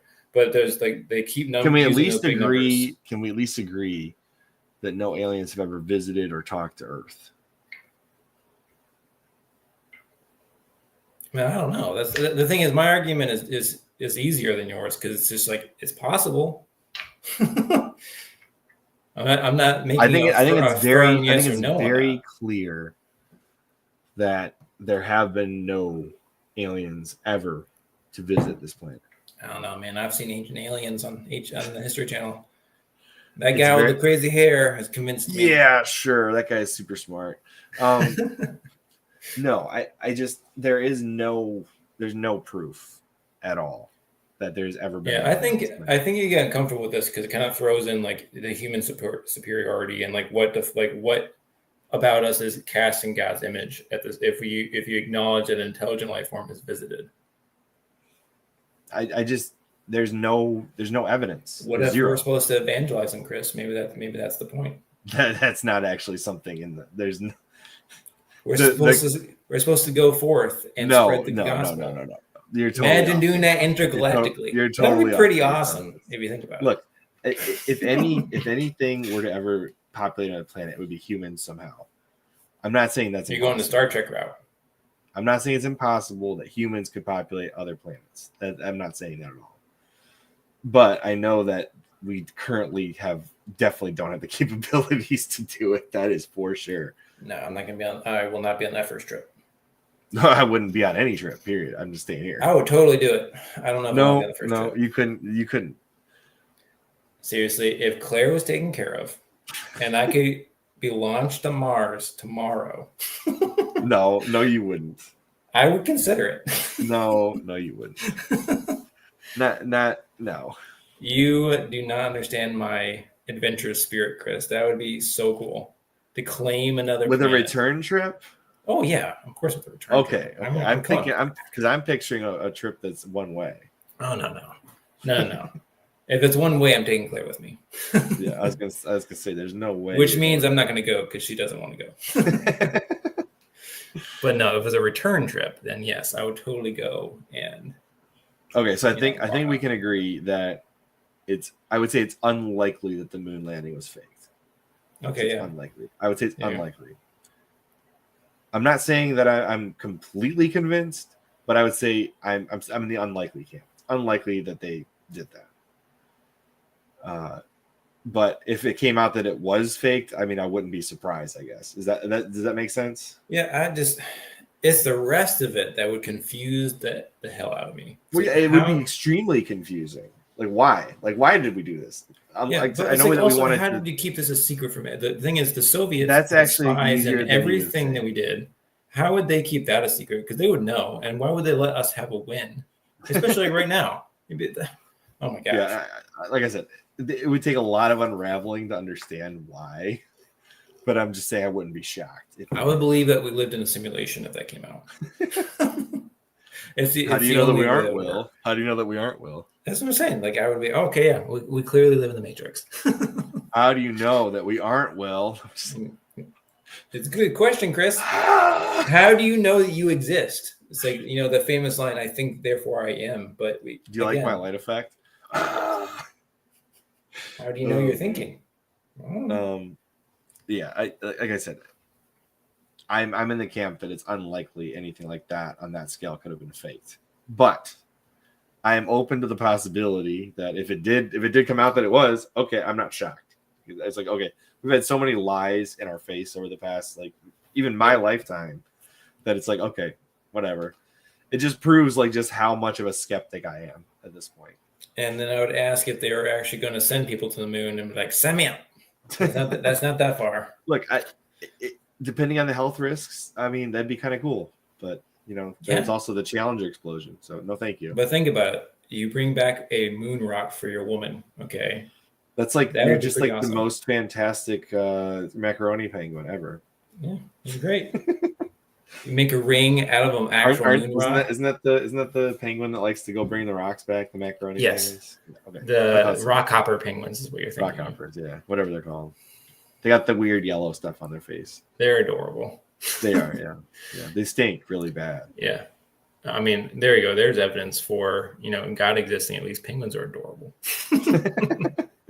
They're disgusting, but they're adorable.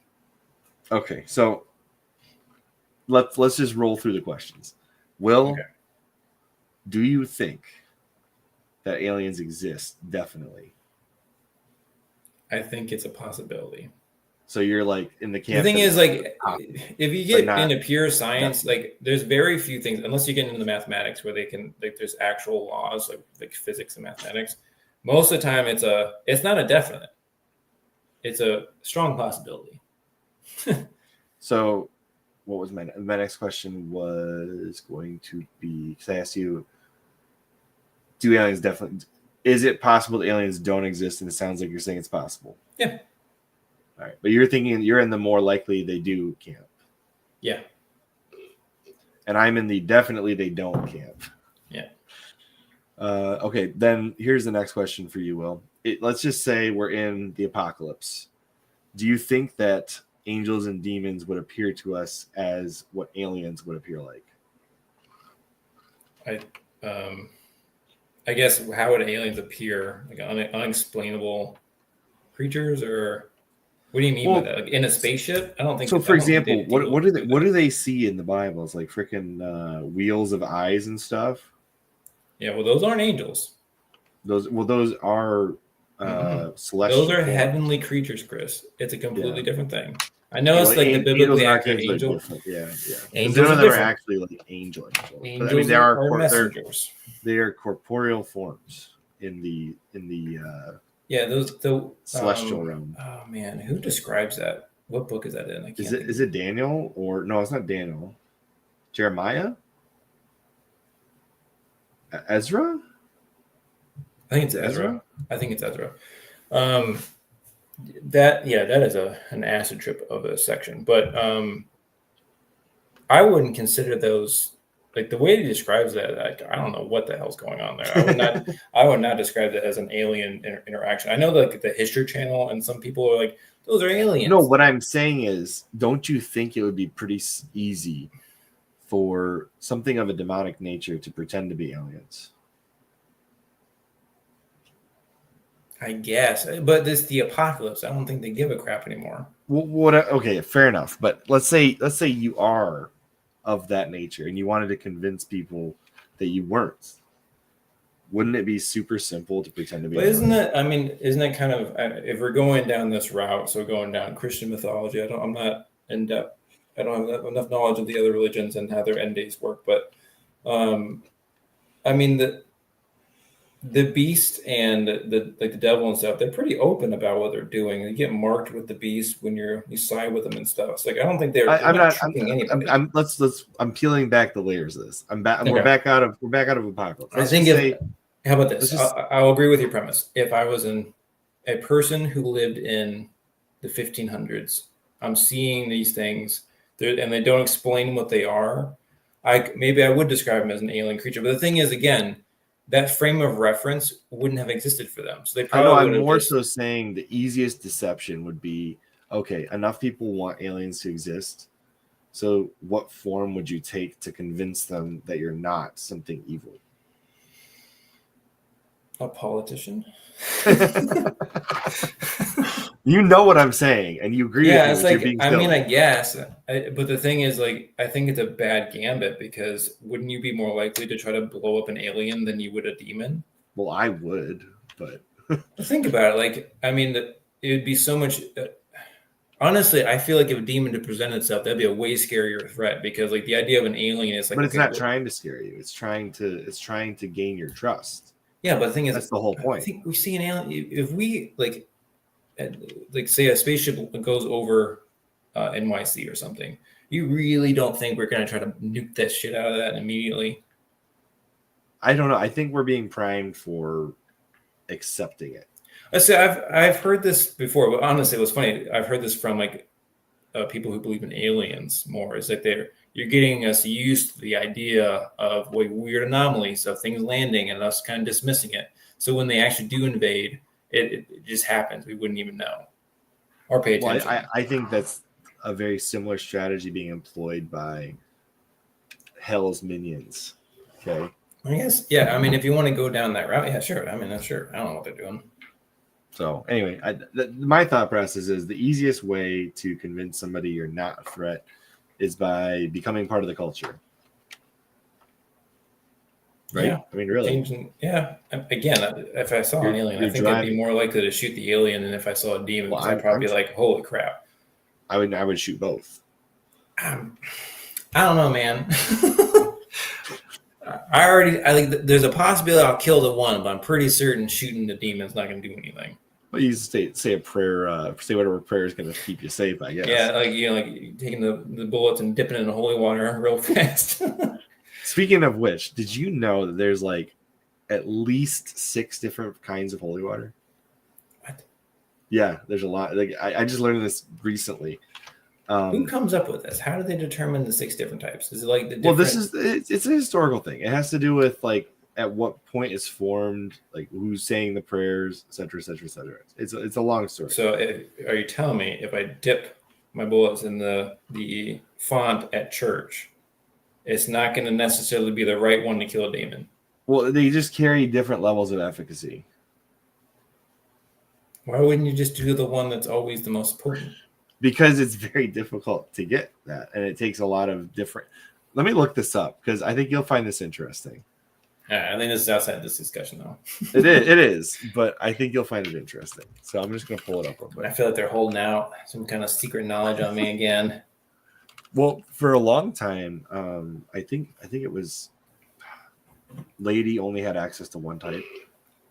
Different types of Catholic, because I don't want to just. So the thing is, we gotta be scientific about this. Now it's a scientific podcast, Chris. Well, you know that there's salt. We gotta tie down a demon, and then we gotta. You do know that, right? All 6 stripes.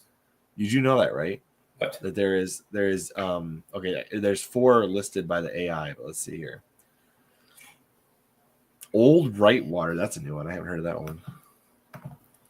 All right, let me see. Types of holy water.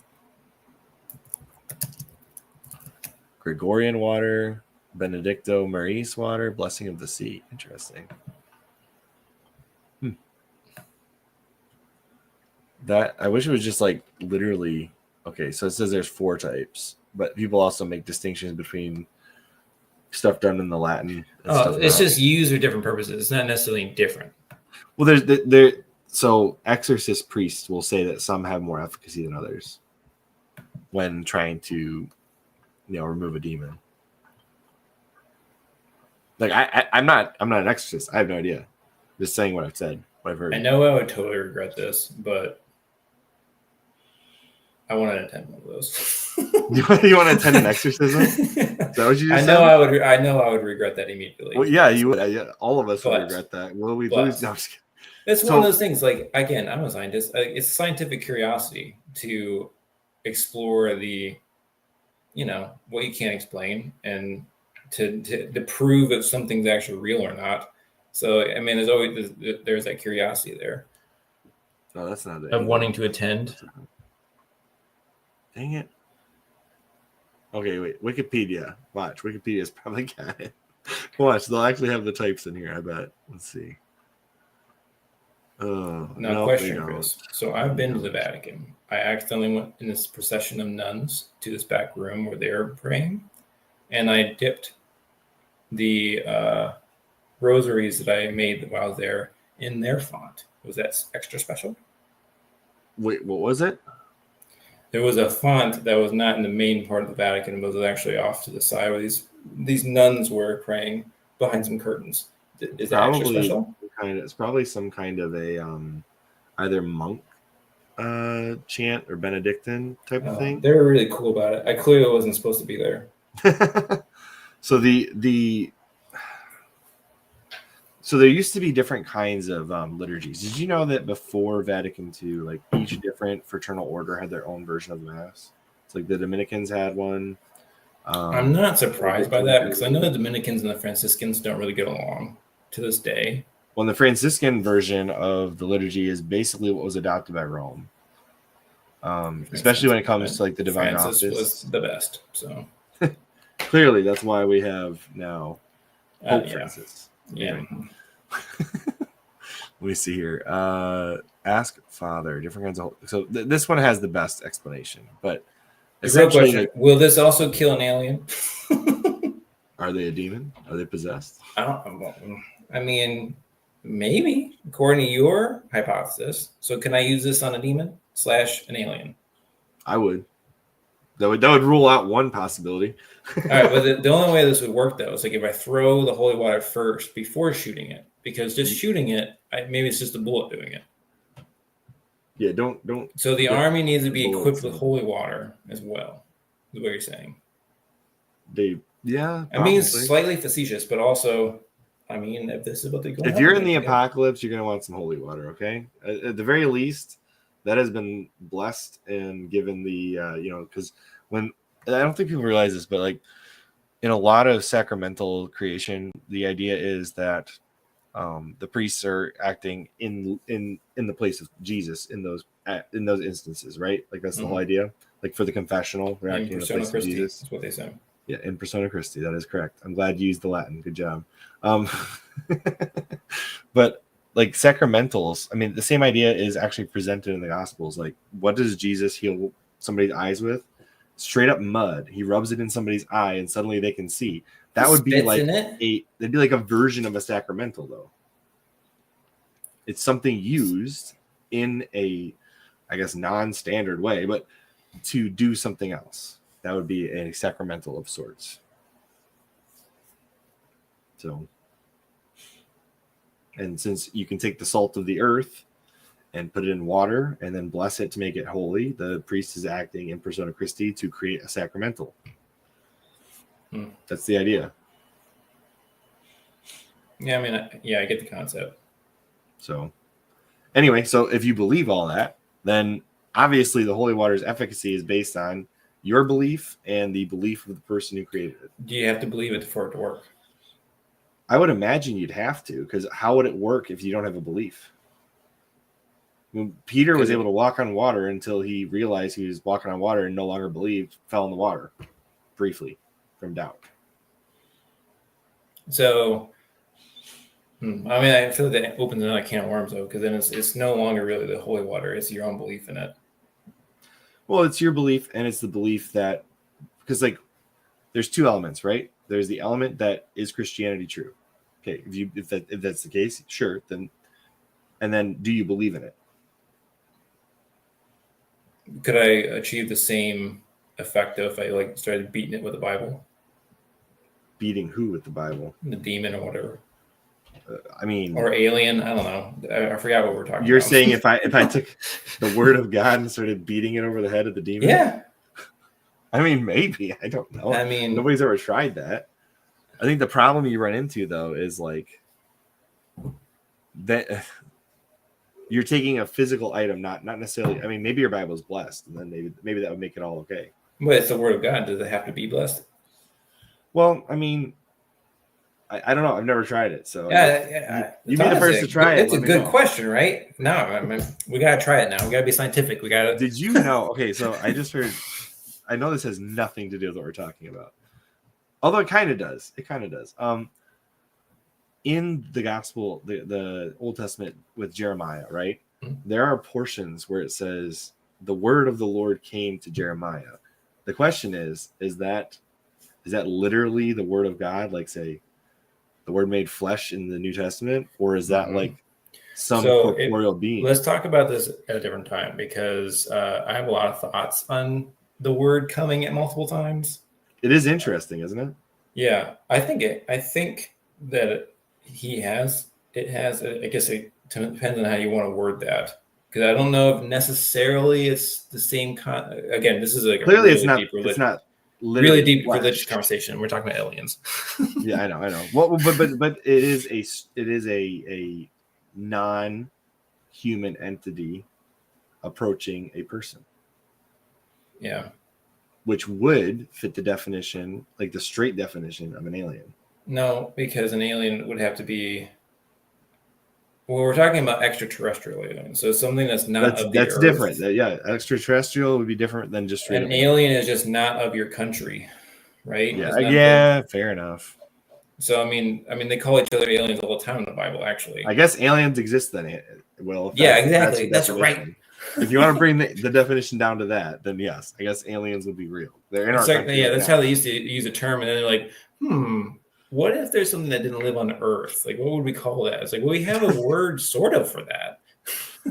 So, gosh darn it. Extraterrestrial aliens are different, I guess, from aliens of your country. And then another, like, you said that humans might be able to live on a planet. At what point do they become an alien? When they become when they become a naturalized citizen of the planet. Exactly. Natural. I'm using like legalistic lingo here. I don't know. I think that's going to be an issue at some point in time. Maybe not in our lifetime, but. Well, if we ever did colonize Mars somehow, then there would be Martians. Will they ever become natives of Mars? Because we didn't start there, so it's going to be a very hard argument. Now you're getting back to the question of, did the people who lived in North America when the Europeans came over, were they truly Native Americans? I mean, how quickly do you want to get canceled on this? Because they migrated from somewhere. Yeah, they migrated as well. So we're all really descendants. The only thing you have is we're all native to this earth. Yeah. And the thing is, the origin point is actually hotly debated. I think you would find that really interesting, Chris, that they're changing a lot of that recently. Well, if humans were not all the same, genetically speaking, like down to reproductive levels, then we wouldn't all be able to mix and match, right? What? I don't know what you're trying to say. Like people try to claim like, oh, the different people come from different things, and I'm like, no, all people came from. Oh, are you talking about like the actual origin of the word race? Yes. Saying that there's races is extremely racist, because I agree. The concept of that is that the Europeans sprung out in Europe, Africans sprung out in Africa, then you have Native Americans springing up in America, and that they're not the same species. Clearly, there's a single origin point. Yeah, well, the thing is, like, that's what that term comes from, though. Races means different species, right? Which we were not. We are not different species. Yeah, that's what I'm saying. The history behind that is there's no way that's true. There's no way that's true, because if it was, you couldn't mix and match the way we do. Yes, we can. Yes. How do you want to define species? We're going to get into another hotly debated topic on this. Oh, no. I don't know if you're necessarily prepared for it. Species can intermingle all the time. And okay. You can have viable offspring, too, so you can't go down that route. What about the liger then? Why doesn't the liger have viable offspring? They do have viable offspring. It just depends on how you want to mix it. It's sort of like how you have the mule. Mule is Donkey and yeah, but what's the pony? word though? I can't think of it. Is the mule can't have babies. What can't think of the word? Unintended consequences? No, I'm just kidding. No, whatever. I can't think of it. Sterile. The mule is sterile. But yeah. The reverse, I believe I'm correct in this. The reverse that they're not sterile. But again, like not all mammals can do this mixing, but some can, where they're really like they can go back and forth. Fish do this all the time. They're constantly hybridizing and creating like their own little separate. Yeah, but I think the human genome proves that we have a single origin point. Chris, can you prove that? Were you there to observe it? It wasn't. Let's just put it this way. Let's just put it this way. There was 2 people that propagated the whole human race, and their names were Adam and Eve. So we're good. Yeah, And if you like the show Invincible, there's Adam Eve. I tend to believe that there's actually, Frank and Matilda, but whatever. To each their own. Just kidding. No, it was Eunice and Eugene. I'm sure there's a one origin point. I'm not arguing. I just don't see how you could have. I mean, really, when you look at it, yeah, there's IQs and whatever. There's variability, but across the board, humans. There's a distinct aspect that proves humans to be humans. And you can see it by talking to other humans. It's inherent. Yeah, I guess the question is, like, if you're going to get in, we know that there were other human species. So how do we reconcile that? Like, if you were to go up and talk to a Neanderthal, would you really be able to tell a difference? Probably not. Well, I mean, Noah's flood wiped them out, so no, I'm just kidding. I mean, maybe. I mean, I think like we share, like there are definitely Europeans and Asians that have the DNA within our genome now. Well, so if you want to follow a Bible timeline for the explanation, there's like this whole thing with the sons of God mixing with the daughters of man or some ridiculous craziness like that. So, like, do I think that the species has always been the way it is? I don't know. Maybe not, probably not. Have you heard about the story with the Homo florensis? The what now? The hobbits, like the literal hobbits. Yeah, yes, I have heard at least that they existed allegedly. Yeah, well, I mean, we have the bones and stuff, and we have the genome for them, so they did exist. The population did, but the actual humans in that area, I think it's Indonesia. Don't quote me on that. The people who actually were living there, they had this story that they passed down from generation to generation, that there are these little people that lived in the woods and they lived in this cave, and they would like come in the night and steal their children, and like they're always battling with these little people. And when the Europeans are talking to them, like, okay, sure, like, this is ridiculous. This is some kind of crazy made up story. Backwoods people, blah blah blah. Well, it's like listening to these people tell these stories, and the ending of that story is that. They got fed up, and they finally, the whole village chased these people into this cave, these little people, and then they burned them all alive. Oh and my it's like, gosh. okay, whatever. Like, seriously, like it's like dragons and other mythological creatures that you're talking about. This is ridiculous. Well, recently they actually find this cave, and these bones like have evidence of being burned. So it's like, holy crap, did this actually happen? And this was passed down orally, that they came into conflict with these other like human-like creatures. And then the Irish have a similar story too, with the fairies in the forest. Really, did they chase them and kill them in a cave as well? I don't remember if there is like an actual like confrontation between the Irish and the fairies, but like they really believed there was fairy people stealing souls and people. Yeah, and the thing is, I believe that the concept of the fairy is like not what we say now. It's like no, it's different. It's like what C.S. Lewis has in the Crowns of Narnia, more like the nymphs, like that, where they're like tree people. Yeah, and they're not like they're not like Tinkerbell. No, they don't fly either. They walk nimbly. They're like elves. Yeah. There's a lot of legends about elves. It would not shock me if there did exist something like these things, and maybe they were just weirdly adapted humans. Yeah. Then you also have like Homo habilis and Homo erectus that They have now found bones. Homo erectus? Is that what you just said? Homo erectus. It stood upright. That's why it's called that. Yeah. But No. You did not hear what I said. If you thought that's what I said, I'll type in the private chat so you understand. Homo erectus. Yes. Nope. That's not what I heard. That's not what I heard. No, that's not what I said. But they found evidence, or at least Homo habilis. I might be misquoting the Homo erectus now. But they found stuff in Asia, so outside of Africa is one of the. It's just like the really large humans, right? No, they weren't. They weren't any bigger than us. Oh, I thought that was what I was thinking of. And I mean, it's clearly not human. They have like a completely different skeleton, but they are upright. They share quite a bit of the same DNA as us, for like the fragments that we can get, obviously. And yeah, like the skull is close, but it's clearly not human.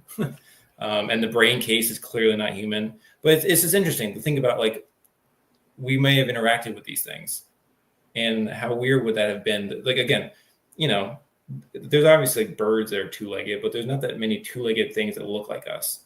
Mm-hmm. Imagine coming across a creature that looks similar, not the same. This reminds me of the scene in Narnia, the Narnia books. I think it's in Prince Caspian, where Lucy sees a bear in the forest and she thinks that it can talk, and then she has this realization that this creature has it just straight up animal. Yeah, because they're slowly losing their ability to talk. But yeah, it's the same idea. It's like, you know, they had some kind of intelligence because they're able to make fires and stuff. But who knows what, like, the extent? Maybe that was the extent, and they would have been, you know, no better than a cheetah or something. See, I there's a interesting devolution theory I've heard where, like, humans reject God. This is like a Reddit thread type of thing, but it's like essentially that humans reject God, they slowly become stupid, and then the genome degrades to a point where humans start to resemble apes, and then you get like the bad planet of the apes. Oh no. Like Idiocracy, but far down. Yeah, I mean, we'll see. If we don't nuke ourselves into oblivion, I am curious where humans are going to go evolutionary speaking. Unless the apocalypse happens. I mean, there's people reading signs all the time that we're getting close. So yeah, here's the thing: no one shall know the date nor the hour. No. So I don't buy it. I don't play those games. But should they ever show up, I'm ready. I don't know, man. Like, I don't know how you can be ready for something like that. What I mean is, I'm as ready as I'll ever be. Yeah, okay, fair enough. So, anyway, well, no aliens. They don't exist. They're not. They could exist. There you go. I think we've come to an agreement. I think that you could wind up with humans looking different than they look now in the future, and then you end up with hobbits, the hobbits versus the elves. Yeah, Chris, what if we were actually on the 5th day still? Okay, hear me out. You've talked about this before. You're like, and we haven't actually achieved human status yet. It sounds like you and I need to debate serious, like, deep Bible theology sometime. That's fine with me. I mean, I'm for it. Yeah, maybe we should do that. But you got to be ready. I'm going to go off on crazy tangents. Okay. I'll host you on my other podcast. We can have this discussion there. Yeah, I have someone on that would really disagree with the stuff that I'll start spouting, because like, I'll go on to like hypotheses and like different trains of thoughts I don't necessarily believe. I'm just like following a logical path. So I don't know. It'd be interesting to have some people talk to you about that. Yeah. I'm putting in the private chat for you something interesting that you maybe find. Maybe you'll listen to that one. We'll see. Okay. Oh.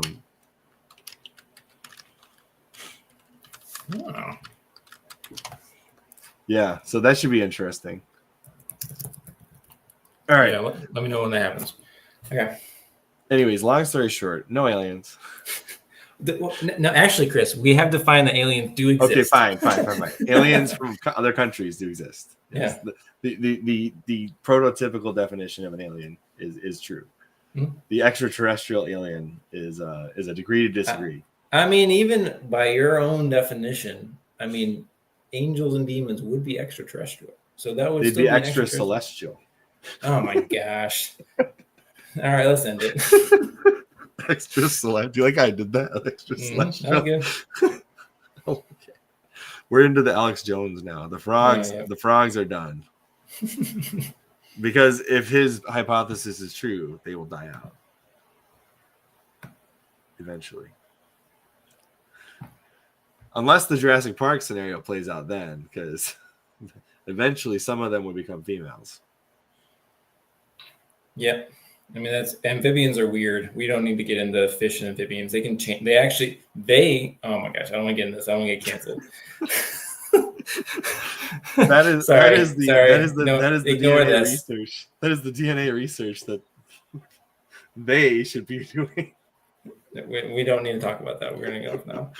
Yeah, you're right. We're getting off tangent here. Anyways, aliens ain't real. And no, as always, I'm Chris. And I'm Will. And you just listened to an hour and 51 minutes of Will and I spouting back and forth. Random crap, and I'm sure none of it was intelligible. So. And episode 100 shall come forth at some point. Yeah. Also, isn't this the anniversary? It is. Oh, shoot. We missed that? Today is the anniversary, isn't it? Let me grab that. Hold on, let's do that. We have to do that before we're done. I don't know why. I am not watching this whole video. I'm not making you watch it. I'm just looking to see where the heck it is. I can't believe we didn't tell you at the beginning. I'm gonna clip this because this is the stupidest thing. We're gonna clip. Oh wow, that's even weirder. Nope. No one needed to see that. What were you watching, Chris? No. It was the account that was locked. Oh, I know. I was just distracting. That is not. Wow. I didn't even. That's the only account logged in on that browser. So I'm going to remove that browser. All right. Let me grab the other one. Oh, definitely don't want to display that. Gosh, dang it. Oh, no. Okay. All right. Let's find it now. All right. I've got it. Here we go. Present. Good thing nobody's watching because. Yep. Oh, man. All right. 1 second. Here it is. Yep. Found it.